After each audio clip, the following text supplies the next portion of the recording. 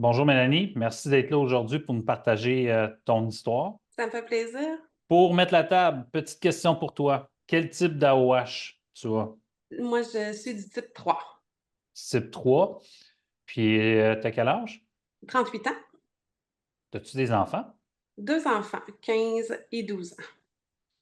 Est-ce qu'il y a des membres de ta famille, dont tes enfants, qui sont atteints de la maladie ou tu es la Non, seule? non, je suis la seule. Tu es la seule parce que tes enfants n'ont pas été encore diagnostiqués ou Je vois pas de signes présentement là, qui pourraient avoir de l'angioédème. Moi, c'est arrivé beaucoup plus tard dans mon parcours, donc OK. on se croise les doigts qu'ils soient pas atteints. Puis est-ce que ta condition te permet de travailler présentement? Oui, présentement, je travaille à temps partiel dans un bloc opératoire comme infirmière auxiliaire. Merveilleux. Donc, on va rentrer dans le vif du sujet. Comment est-ce que ça a commencé? Les premiers symptômes sont arrivés après ma première grossesse. J'ai fait, une réaction allergique à des crevettes. C'est le diagnostic qui avait été posé à ce moment-là avec, un engourdissement au niveau de la langue, un petit peu d'enflure au niveau de la bouche, qui avait traité avec du Benadryl à ce moment-là. C'est resté comme ça. On m'a fait voir un allergologue, on a fait des tests d'allergie qui étaient négatifs, mais je continuais quand même à avoir certains symptômes lorsque je mangeais des fruits de mer. Après, ça a été les sushis, après, ça a été les poissons, mais sans plus. À un moment donné, j'enflais, je ne savais pas trop pourquoi, mais les crises étaient très dispersées, ce qui coordonnait toujours avec de l'alimentation, en fait. Je me rappelle la première crise que j'ai eu peur, c'est suite à une prise d'antibiotiques que je me suis réveillée, la langue tellement enflée, incapable de parler. Bon, salle de choc d'urgence, bon, ils pensent toujours que c'est une crise, d'allergie, mais qui était clairement pas ça, présentement quand on y pense. Ils m'ont fait faire un test provoqué pour les allergies qui a été négatif, qui a été déclenché quelques heures plus tard. Fait que ça a commencé comme ça. En 2016, j'ai déménagé dans le Grand Nord. J'avais eu ma deuxième grossesse aussi. Les crises s'augmentaient. Beaucoup plus de stress, un autre, au Labrador, une nouvelle langue, une nouvelle chose. Là, j'ai commencé à en faire vraiment à répétition et là, en me disant que qu'est-ce qui se passe là? Je m'empêchais de manger plein de trucs, plus capable de faire de sport, plus capable d'aller à la chaleur, puis là, les inconvénients de la maladie étaient vraiment là. Pour avoir vu le médecin, de la base militaire, qui nous prenait en charge à ce moment-là, me disait que c'était des crises d'anxiété. Je me suis fait traiter que de toutes, les possibilités, là, me dire, «Retourne chez toi, prends de l'Ativan, c'est juste parce que tu es épuisé, c'est parce que tu es fatigué, que tu es stressé. Est-ce qu'il se passe de la violence à la maison?» On m'a passé plein d'interrogatoires comme ça, jusqu'au moment que mon conjoint, il me dise: «Ben là, ça a plus de sens, là, tu vis plus, tu maigrais à vue d'œil, tu sais, ça n'a plus aucun sens, qu'est-ce qui se passe?» Il dit: «Appelle à une clinique d'allergie, au Québec, puis on va t'envoyer en avion, puis on va aller te faire voir par un spécialiste», parce que la base militaire ne refusait catégoriquement, de me transférer à des spécialistes. Il trouvait que mon cas n'était pas urgent, puis que ça pouvait attendre. Donc à ce moment-là, je suis venue à une clinique, que j'ai eu un diagnostic d'urticaire chronique avec angioédème. À ce moment-là, l'angioédème héréditaire, on n'a pas soulevé la question. Donc j'ai commencé un traitement avec le Rupall, avec, des antihistaminiques, un traitement d'urgence à base de cortisone. Je disais que c'est un traitement qui me permettait de survivre. Vraiment, tu sais, ça se un peu mes symptômes. Moi, ça me rassurait, mais sans plus. Fait que j'ai continué comme ça, jusqu'au temps que là, je rentre en scène de choc 3 fois, en 8 jours, pour de l'enflure toujours au niveau de la langue, au niveau de la bouche. Puis, à ce moment-là, le médecin de l'urgence m'a carrément dit: «Pour resetter ton système immunitaire, arrête de manger pendant 7 jours». J'ai pouffé de rire. Je me suis dit: «Voyons donc, qu'est-ce que vous me sortez là? Moi, je vous dis que je suis plus capable de manger, que je suis faible, que je suis plus capable de rien faire, puis vous me dites fait ça. Moi, je comprenais plus. Je me suis vraiment tournée vers un naturopathe. On a enlevé tous les aliments allergènes. On a tout. Finalement, c'était une protéine, pas de sel, pas de poivre, pas de beurre, avec des légumes vapeur. Puis c'est ça ma vie que j'ai essayé pendant 10 mois. Puis ça changeait pas grand-chose, finalement. On est revenu au Québec en 2019 et là, j'ai eu la chance de parler à Lucie qui me disait Hey, ton histoire ressemble vraiment beaucoup à la mienne, la chaleur, tout ça. Puis il y a beaucoup de choses qui concordaient. Donc, elle dit Je vais t'inscrire, tu sais, on va rester en contact, on va essayer de faire des pressions pour que tu vois un spécialiste pour voir, tu sais, est-ce que ça serait l'angioédème. Puis ce que j'ai oublié de mentionner, on avait quand même testé ma C1 et ma C4 durant mes crises avec le spécialiste là, qui m'avait diagnostiqué l'urticaire chronique, qui était tout à fait normal. Fait que j'ai commencé, on a continué comme ça jusqu'en 2019. 2019. Là, à ce moment-là, j'ai fait une crise de 21 jours, que j'étais incapable d'en venir à bout avec la cortisone. J'étais au plus haut des antihistaminiques, je dormais plus, j'avais de la misère à aller travailler. Puis à la clinique où ce que je travaillais à ce moment-là, ils m'ont dit, là, ça n'a plus zéro sens. Mélanie, tu t'en vas à l'urgence. Fait que je suis allée à l'urgence sur la Rive-Sud de Montréal. Puis eux m'ont dit, OK, on te fait voir l'immunologue de garde parce que ça a plus de sens. On a plus zéro contrôle sur ce que tu as. Puis on ne sait pas. À ce moment-là, l'immunologue a dit, il y a une chose qu'on n'a pas essayé et c'est le birinaire intraveineux. Fait qu'il dit, on lance un coup de dé dans l'univers, on essaie de trouver vraiment qu'est-ce qui.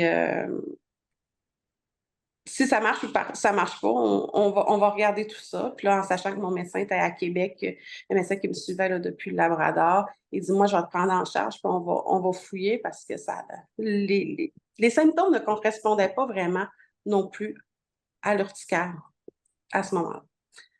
Donc, on a fait le vétérinaire et ça a été instantané. J'ai dit, mon Dieu, c'est magique, je suis désenflée, enfin.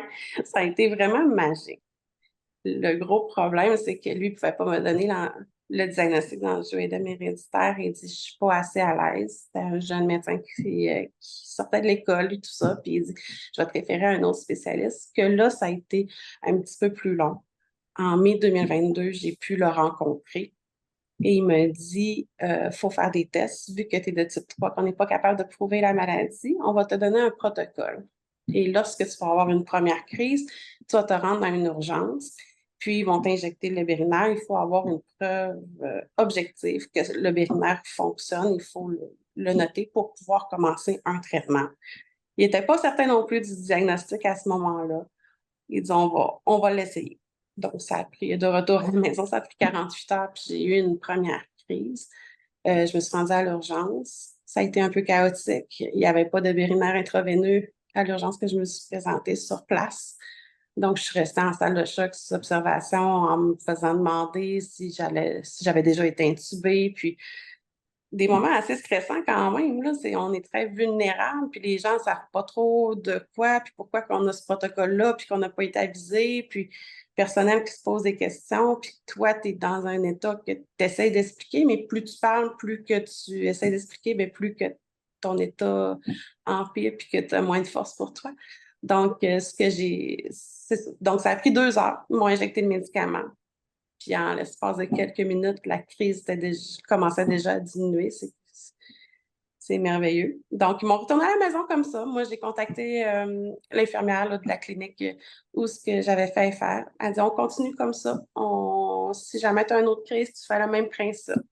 Donc, 24 heures après, la crise a recommencé. Je suis retournée à l'urgence. Ils n'avaient toujours pas de vétérinaire sur place. Donc, à ce moment-là, il m'avait donné une dose de Firazir et me disant que tu vas rester à l'hôpital jusqu'au temps qu'on parle à ton spécialiste parce que tu ne peux pas continuer comme ça. Tu ne peux pas venir de même aux 24-48 heures pour avoir des traitements. Puis on dit, on fait venir le vétérinaire. Donc, si la crise recommence, demande à l'infirmière, dis-le à l'infirmière, puis on va te donner le vétérinaire aussi. La crise avait recommencé durant la nuit, là, à peu près 5-6 heures plus tard. Il m'avait donné le vétérinaire, puis après ça, la crise avait été cassée. Et 2 jours plus tard, j'étais vue à la clinique pour me faire enseigner l'administration du TAC 0. Puis le TAC 0, j'ai été sur le TAC 0 de mai 2022 jusqu'en décembre 2023. Que le TAC 0 avait diminué énormément une crise. Je suis passée de 3-4 crises par semaine à 2 à 3. C'était quand même très bon, puis j'étais capable de faire plus de choses, puis je m'empêchais un petit peu moins. Mais en décembre 2022, on a changé pour le Orladeyo. Et que là, les crises sont diminuées. J'ai une crise environ 4 à 8 semaines, tout dépendant. Wow! Grosse différence. C'est une énorme différence. Mais juste pour revenir un petit peu en arrière, si tu me permets, Bien sûr. tu me dis lors de l'une de tes dernières visites à l'urgence, il n'y avait pas de Bérinaire sur place. On t'a injecté du Férazir à ce moment-là. Euh, Au moment où on t'a injecté le Férazir, j'imagine que ça a été efficace sur le moment, donc ça a cassé la crise ou non? Ça a diminué l'enflure, mais ça a été quand même pas mal plus long, là, je dirais un bon 2 heures avant que l'enflure était partie. Puis j'ai été soulagée à peu près 3 heures et demie, puis la crise a recommencé. Tu te rappelles-tu à ce moment-là, parce que si je suis un peu par rapport à ton histoire, là, tu m'expliquais qu'à deux ou trois reprises, quand tu as été à l'urgence, mais il me semble que c'était deux, qu'on t'avait injecté du Bérinaire pour casser ta crise. Tu te rappelles-tu si à ce moment-là, il t'injectait une dose de prophylaxie de Bérinaire ou il t'injectait une dose pour casser la crise, qui est deux doses complètement différentes? Parce que là, je ne sais pas si, par exemple, ceux qui t'ont prescrit ça comme traitement étaient au courant qu'il y a une différence entre les deux doses. Donc, en prophylaxie, on parle en général d'un 1500, mais quand on veut casser vraiment une crise, c'est une double dose, là. Donc, à ce OK. moment-là, de quelle manière il avait procédé? Tu t'en rappelles-tu? En fait, ce que je me rappelle, parce que j'ai eu une dose en prophylaxie il n'y a pas si longtemps pour une réparation chez le dentiste, puis il me donnait exactement la même chose à l'urgence. C'est exactement ces deux fioles là, qui m'injectaient les 2 fois. Mais la concentration exacte sur ma prescription, c'est la même chose, que ce soit en prophylaxie ou pour arrêter la crise. Si je récapitule un peu l'histoire, c'est que du moment qu'on t'a donné le diagnostic qui provenait d'un médecin spécialiste, c'est ça, Oui. Au CHUL à Québec? Non, à l'Institut de recherche de Montréal. Ah, l'IRCM, OK. Oui, Où ce que Dr. Hugo Chapdelaine, entre autres, travaille, là. oui, OK. exact.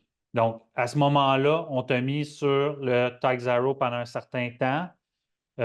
Au niveau des crises, il y a eu une petite amélioration, mais pas assez notable pour dire OK, on peut poursuivre avec ce traitement-là, parce qu'on s'entend que c'est tout du cas par cas, là. C'est pas un one size fits all, malheureusement, comme on peut entendre que tout fonctionne pour tous les patients. Malheureusement pas. C'est une décision qui est clinique, donc c'est du cas par cas.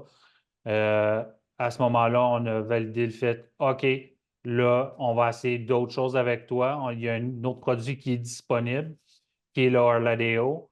À ce moment-là, tu as débuté le Orladeyo et tu as vu après quelques semaines ou quelques mois vraiment une nette amélioration qui a changé jour pour jour ton quotidien, c'est ça? OK, pratiquement jour pour jour. Je me rappelle qu'au mois de décembre l'année passée, j'ai pas fait de crise, puis j'étais hein, OK, t'as peu, j'ai pas recommandé de Firazir. Tu sais, c'est la première fois que j'avais pas de Firazir là, aux 2-3 semaines que j'étais obligée de faire des commandes parce que je les avais trop. Puis le Firazir aussi, ce que je me suis rendu compte au départ, j'attendais trop longtemps dans la crise avant de l'injecter. Je voulais pas gaspiller des doses, tu sais. Ouais. Puis là, je me suis rendu compte que, OK, non, c'est vraiment aussitôt qu'on sent le début de la crise, là, on le fait.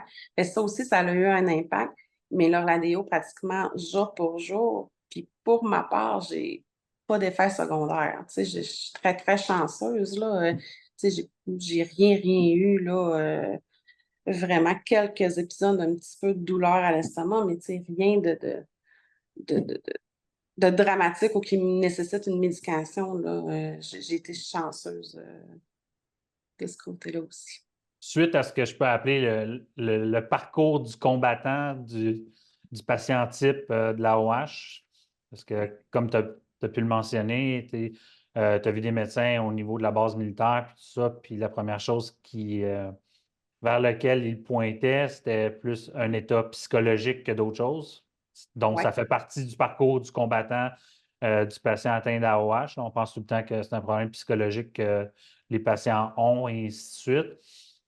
Quand ce parcours du combattant-là, entre guillemets, s'est terminé par le fait qu'on t'ait diagnostiqué l'angioédème héréditaire, ça a été quoi ta réaction?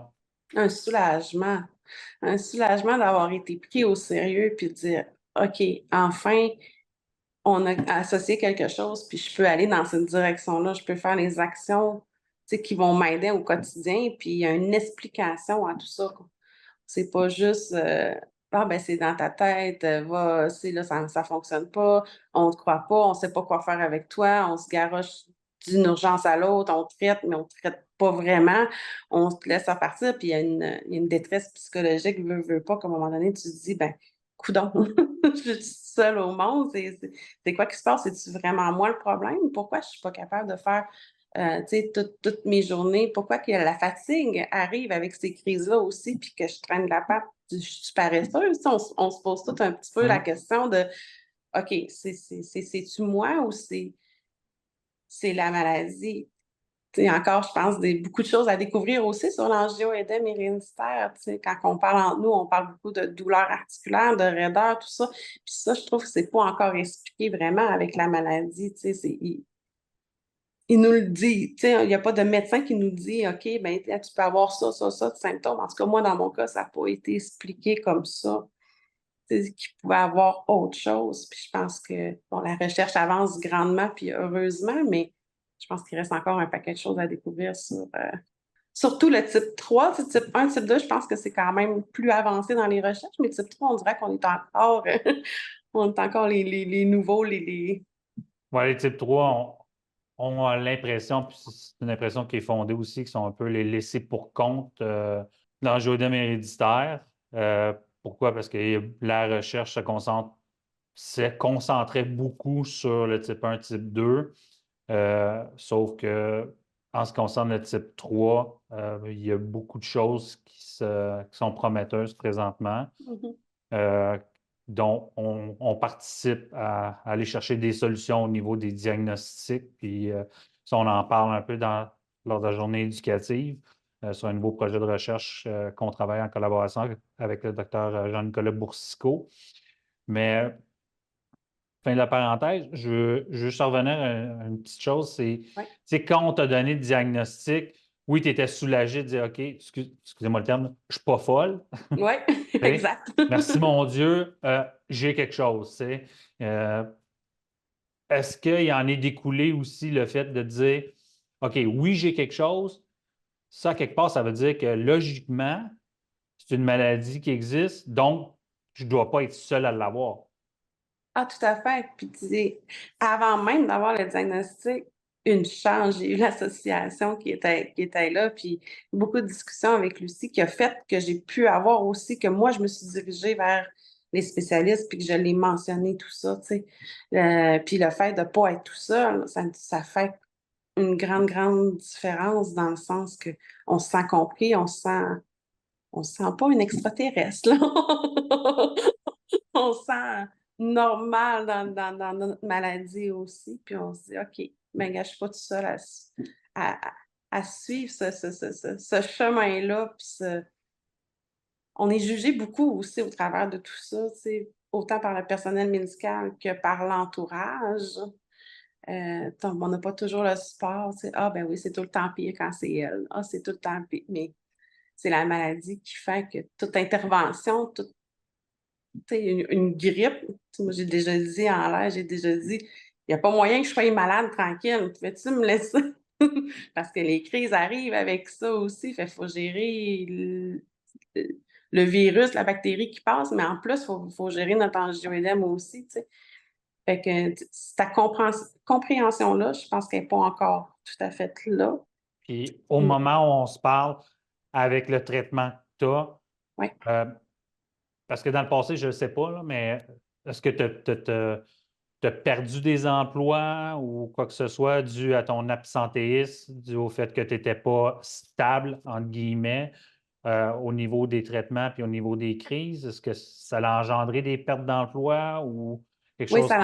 oui, l'année passée, j'en ai perdu une, justement, là, v'là 18 mois à peu près, parce que les crises étaient trop fortes. C'était complètement incontrôlé, malgré le taxe zéro. Euh, Puis un voyage dans le sud que finalement, j'avais plus de furazir, fait que j'ai pris de la cortisone qui a exaspéré mes crises, puis que là, c'était une vraie perte de contrôle. Et oui, oui, j'ai été mise à pied là, suite à ça. Puis oui, l'absentéisme, je dirais que quand on est à la bonne place, quand on comprend un peu aussi, tu sais, moi, je suis dans le domaine médical. Mes patrons sont au courant de mes crises. Si j'ai une crise en milieu de travail, ben, j'ai mon médicament, j'ai le Firazir, je suis capable de me donner des crises. Puis, ils me laissent le temps que j'ai besoin pour, tu sais, puis là, je dis, bon, OK, là, il faudrait que j'aille plus mollo. Tu sais, je peux pas faire un travail physique présentement, mais je suis capable de prendre mes notes puis d'être d'être plus tranquille. Je suis capable de rester. Puis ils acceptent. Il y a une grande générosité de leur part aussi, puis de compréhension. J'ai toujours été honnête, de dire, OK, voici, puis bon, vous en pensez ce que vous voulez, mais moi, c'est comme ça. Mais Donc, le fait d'en parler avec tes employeurs, collègues de travail, ça fait en sorte d'ouvrir un peu plus leur esprit puis d'amener une certaine compréhension au niveau de ta situation, ce qui fait en sorte qu'aujourd'hui, surtout avec ce que tu viens de nous mentionner tantôt, concernant ton nouveau traitement avec l'Orladeo, c'est le jour puis la nuit, mhm. tu as largement moins de crises, donc tu es plus efficace, tu as plus d'énergie, beaucoup moins d'absentéisme. C'est pas mal ça qui se passe présentement. Présentement, oui. J'aurais jamais été capable de faire cet emploi-là si on remonte à 2 ans. Il y a 2 ans. Ça aurait été catégoriquement impossible, là. Même que je pensais même plus être infirmière auxiliaire là, dans la vie à un certain moment. Je me disais, c'est trop gros. Mais je sais par contre que, tu sais, être infirmière auxiliaire sur un étage, par contre, qui demande beaucoup plus d'énergie, que la charge de travail est immense, que des TSA obligatoires, tout ça, ça serait impossible pour moi, je le sais maintenant. Fait que je me suis dirigée vers un emploi qui est plus au niveau du privé, mais que je suis capable d'adapter mes heures, puis que je suis capable de jongler avec tout ça. Et en conclusion, dernière question pour toi. Qu'est-ce que tu souhaites pour le futur? Qu'est-ce que je souhaite pour diminuer la peur, me sentir plus sécurisée si je vais en milieu hospitalier pour une crise? Je pense qu'encore aujourd'hui, tu arrives, puis il faut que tu expliques, puis faut que tu te débattes pour avoir les traitements, avoir une meilleure accessibilité aux soins, aux traitements aussi. Présentement, j'ai encore beaucoup de misère avec mon assureur pour le déboursement d'Orladeo, même si là, présentement, c'est un service de gratuité, mais il essaie que en fait, que l'assureur paye, mais malgré les explications de mon médecin spécialiste, ça reste un problème. Ils me disent de pas stresser avec ça, que c'est pas à court ou à long terme, mais on finit tout le temps par dire OK, mais c'est vraiment vrai, puis tout ça. Fait qu'avoir plus d'accessibilité autant au niveau des soins qu'au niveau du traitement. Ce qui est en bonne voie, que je sais qu'il y a beaucoup d'améliorations qui ont été faites à ce moment-là. Au niveau de la prise en charge aussi, tu sais, je pense que si on, au départ, lors du diagnostic, avoir un peu plus d'informations. Tu sais, moi, dans mon cas, j'avais déjà l'information parce que je m'étais informée, puis j'étais déjà, tu sais, j'avais déjà l'association, puis tout ça, mais j'ai pas senti une prise en charge totale je pense que dans l'angioédème, il faut aussi, il y a le corps, il y a l'effet, l'alimentation, il y a l'effet de sport, il y a l'effet de l'emploi, puis tout ça, tu sais, de se poser les bonnes questions au moment du diagnostic aussi, dire, OK, regarde, il y a telle chose que tu devrais faire attention, diminuer ton stress, tout ça. Est-ce que par la suite, est-ce que, tu sais, peut-être avoir un meilleur soutien à ce niveau-là lors du diagnostic. Je me suis sentie un peu OK, une chance que je connais l'association, une chance que moi je suis allée OK, de l'avant. tu parles surtout au niveau du volet médical. Oui. Quand tu t'es présenté à la clinique spécialisée pour l'AOH, ainsi de suite, qu'on te donne ton diagnostic, euh, les éléments que tu as mentionnés, c'est provenant du centre où ce que tu t'es présenté, c'est ça?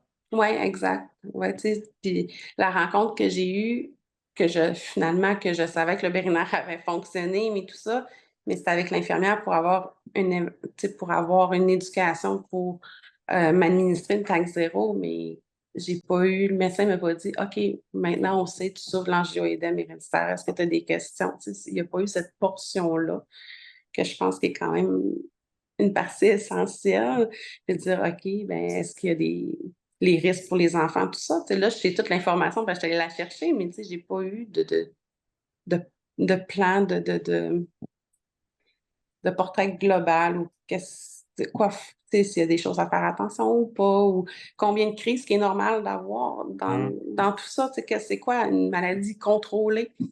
Ouais. Mais c'est avec des discussions, c'est avec les journées éducatives, c'est avec euh, le bouche à oreille, en fait, que là, tu dis, OK, ouais, non, là, c'est vraiment pas normal. Je vais prendre rendez-vous, puis là, je vais dire, OK, c'est beau, parce qu'on a connu la vie avant sans traitement. Là, on dit, oh, il y a une amélioration, mais c'est laquelle la meilleure euh, la meilleure amélioration pour toi? Puis c'est sûr qu'on vise zéro crise, là. Ça va s'en venir un jour. Oui, mais tu sais, c'est un très bon point que tu amènes, mais je veux juste rajouter une parenthèse à tout ça, c'est que tu sais, la mission première aussi des médecins spécialistes, c'est de faire en sorte de, OK, la problématique, c'est quoi? La problématique, OK, mon patient a telle maladie, comment je peux contrôler cette maladie-là? Parce qu'on s'entend, on ne peut pas guérir de Mhm. l'angioïdème héréditaire. Tout à fait. Un, il faut accepter qu'on a la maladie. De Mhm. deux, merveilleux, avec le temps, c'est un domaine où la recherche avance énormément rapidement. Puis c'est pour ça qu'il y a tellement de traitements disponibles de nos jours. Mais leur mission première, c'est de stabiliser le patient, de faire en sorte, OK, on trouve un traitement qui est adéquat. Est-ce que cette personne-là peut tomber fonctionnelle? Oui, merveilleux. À ce moment-là, on a accompli notre devoir. Ça, c'est en ce qui concerne le volet plus médical, scientifique, au niveau de la clinique en tant que telle, que ce soit les infirmières, que ce soit le médecin. Sauf qu'à leur défense aussi, c'est qu'il n'y a pas énormément de recherche qui est faite en ce qui concerne ce que moi je peux appeler les causes collatérales. Donc, le fait que, OK, mais malgré le fait que j'ai un traitement, mais j'éprouve beaucoup de fatigue. Je ne suis pas apte à faire autant de choses que j'aimerais le faire, et ainsi de suite. Mais c'est pour ça que l'association rentre en ligne de compte pour pouvoir pallier ce manque-là, répondre aux Mhm. questions et justement vous créer une communauté avec laquelle vous pouvez partager vos histoires, puis ainsi de suite, prendre les trucs d'un et de l'autre et de voir, OK, ça a fonctionné pour moi, essaye ça, puis on va essayer de faire en sorte qu'on va chercher une meilleure qualité de vie. Mais aussi, très bientôt, on va avoir un centre d'excellence sur l'angioédème Ouais. héréditaire. Donc, ça va pallier à plusieurs défis qu'on a présentement. Donc, le futur regarde très, très, très, très bien. Puis, je te remercie infiniment de ton temps, de nous avoir Plaisir. partagé ton histoire. Puis, merci de faire partie de l'association. Puis, c'est avec des gens comme toi qu'on peut faire une différence parce que ton histoire va aider aussi d'autres gens à répondre à certaines questions et surtout voir que après ce parcours du combattant, il y a de l'espoir. Puis, ensemble, on peut y arriver. Merci beaucoup, Mélanie. Un gros merci, Charles.